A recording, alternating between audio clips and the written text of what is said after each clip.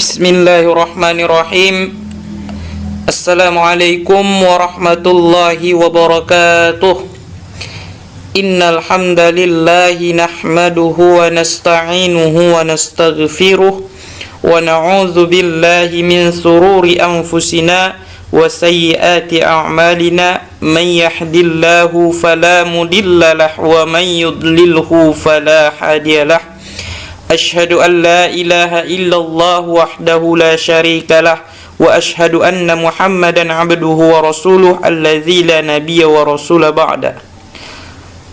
Langsung saja, baik, saya Muda Khalil Bisri dengan NIM 41200064 ingin memaparkan jawaban, yaitu soal nomor 3 UTS dengan mata kuliah Studi Kitab Tafsir di Era Klasik bersama ibu dosen Afdilanisa LCMA. Yang mana soalnya yang pertama, Tafsir Jami' Al-Bayan fi Tafsir Al-Quran. Dan adapun soal yang kedua, Tafsir Al-Quran Al-Azim. Dua kitab tafsir di atas jelaskan secara lengkap. Yang pertama, strip biografi mufassir. Yang kedua, gambaran umum dan latar belakang penulisan Al-Quran. Yang ketiga, metode dan corak penafsiran Al-Quran. Yang keempat, contoh penafsiran Al-Quran. Dan yang kelima, komentar dan penilaian ulama terhadap mufassir dan kitabnya.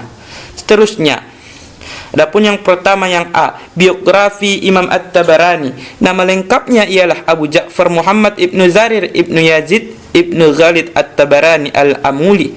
Nama inilah yang disepakati oleh Al-Khatib Al-Baghdadi Ibnu Kathir Al-Zahabi. Beliau lahir pada tahun 224 Hijriah dan wafat pada tahun 310 Hijriah. Ia lahir di kota Amul, daerah Tabaristan atau Tabaristan, dan ini adalah daerah terbesar di kawasan Sahlah. Dengan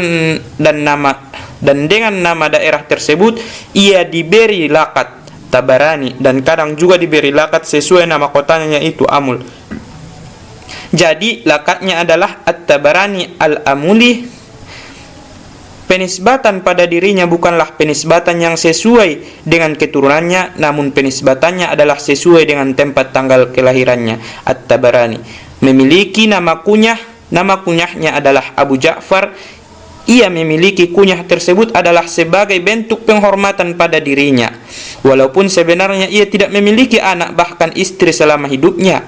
Ia tumbuh dan berkembang dalam keluarga yang sangat memperhatikan ilmu pengetahuan, utamanya di bidang keagamaan. Pada saat itu pula Islam sedang mengalami kemajuan dalam bidang pemikiran. Dengan kondisi-kondisi tersebut, At-Tabari membentuk karakter serta menumbuhkan cinta pada ilmu. At-Tabari memulai menghafal Al-Quran pada umur 7 tahun dan mulai melakukan pencatatan hadis pada umur 9 tahun. Dan pada umur 8 tahun At-Tabari diberi kepercayaan untuk menjadi imam salat pada saat itu. Selanjutnya, yaitu motivasi penulisan tafsir Imam At-Tabari. Menurut Imam At-Tabari, sesungguhnya keutamaan yang paling besar dan kemuliaan yang paling agung diberikan kepada umat Nabi Muhammad SAW dan yang dilebihkan Allah Subhanahu wa taala terhadap umat-umat sebelumnya dengan kedudukan dan martabat yang lebih tinggi adalah dengan menjaga atau memelihara wahyu yang diturunkan kepada Nabi Muhammad SAW. Wahyu yang diturunkan sebagai tanda yang paling jelas akan kebenaran Rasulullah SAW dan sebagai hujjah yang lengkap terhadap mereka yang mendustakan dan mereka yang membangkang. Selanjutnya, yaitu metode penafsiran dan sistematika tafsir Jami' Al-Bayan. Yang pertama, metode penafsiran yang bersandar pada riwayat Nabi SAW dan sahabat dan tabi'in, dalam kurung tafsir bil matsur. Ini adalah manhaj metode pertama yang dapat kita ketahui secara langsung ketika mengkaji tafsir Tabari, yang mana imam menggunakan riwayat bil matsur dari Nabi dan sahabat untuk memahami ayat-ayatnya. dan pengetahuan yang terkandung di dalamnya beserta hukum-hukum yang disimpan di dalamnya. Dan yang dimaksud dengan riwayat bil matsur di sini adalah yang berasal dari 3 musafir, yaitu Nabi sendiri, sahabat, dan tabi'in. Yang kedua, menggunakan bukti syair-syair Arab dalam menjelaskan arti suatu kata atau kalimat. Strip dan metode yang kedua ini banyak sekali kita dapatkan di dalam tafsir Tabari, bahwasanya beliau menggunakan syair bahasa Arab untuk menjelaskan arti suatu kata atau kalimat, dengan pengetahuannya bahwa syair Arab memiliki kedudukan penting dalam ilmu bahasa Arab, dan ia merupakan materi penting dalam menentukan keaslian suatu kata, menjelaskan format kalimat, dan juga menentukan cara penggunaan kata pada kalimat yang sesuai. Yang ketiga, menjelaskan qiraat yang berbeda-beda dan mengutamakan qiraah yang paling benar. Imam At-Tabari selalu menjelaskan jika ada perbedaan bacaan yang terkandung dalam ayat yang ditafsirkan dan memilih bacaan yang menurutnya paling benar beserta alasan dan maknanya. Lalu mengapa perbedaan bacaan dalam Al-Quran itu dianggap penting di dalam tafsir Al-Quran? Karena perbedaan bacaan berpengaruh pada makna ayat atau kalimat tersebut yang berakhir pada tafsiran dan makna yang berbeda-beda pula. Selanjutnya, yang keempat, menjelaskan hukum yang terkandung dalam ayat yang ditafsirkan. Imam Tabari juga dikenal sebagai mujtahid hukum fikih yang memiliki kecenderungan fikih dalam tafsirnya, di mana beliau juga menjelaskan hukum dari suatu hal atau perkara yang terkandung dalam ayat yang ditafsirkan dengan memaparkan pendapat para ulama dan memberikan kesimpulan pada pendapat yang paling benar menurutnya.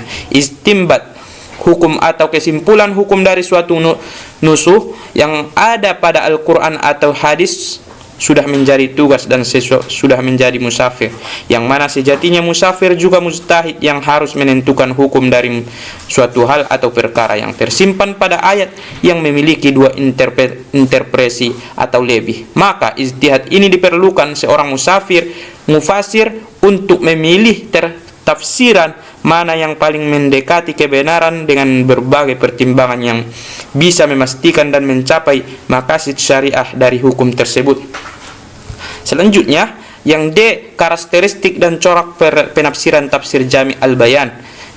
Untuk melihat karakteristik sebuah tafsir dapat dilihat pada aspek yang saling berkaitan dengan gaya bahasa, corak penafsiran, sumber penafsiran, metodologi sistematika, daya kritis, kecenderungan mazhab, aliran yang diikuti, dan objektivitas penafsirannya.